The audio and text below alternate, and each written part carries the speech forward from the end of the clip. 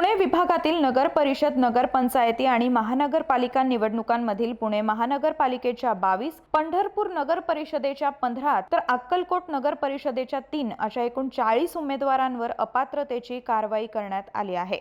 26 मे 2026 पासून पुढील 3 वर्षांसाठी या उमेदवारांना अपात्र केल्याचे आदेश विभागीय आयुक्त शीतल तेली उगले यांनी जारी केलेत।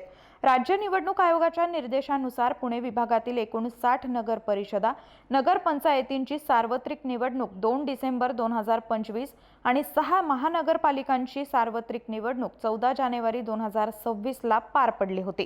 स्थानिक स्वराज्य संस्थांच्या सार्वत्रिक निवडणुकांमध्ये निवडणूक लढवलेल्या पुणे महानगरपालिकेच्या 22, पंढरपूर नगर परिषदेच्या 15 तर अक्कलकोट नगर परिषदेच्या 3 उमेदवारांनी अनुक्रमे महाराष्ट्र महानगरपालिका अधिनियम कलम 10(1) तसंच महाराष्ट्र नगर परिषद नगरपंचायत व औद्योगिक नगरी अधिनियम 1965 कलम 16(1) मधील तरतुदीनुसार विहित मुदतीत निवडणूक खर्चाचा हिशोब सादर केला नाही। पुणे महानगरपालिका आयुक्त तसंच सोलापूर जिल्हाधिकारी यांनी सादर केलेल्या प्रस्तावानुसार विभागीय आयुक्त पुणे यांच्याकडे 5 आणि 25 मे 2026 ला याबाबत संबंधितांना आपलं म्हणणं दाखल करण्याबद्दल सुनावणी आयोजित करण्यात आली होती।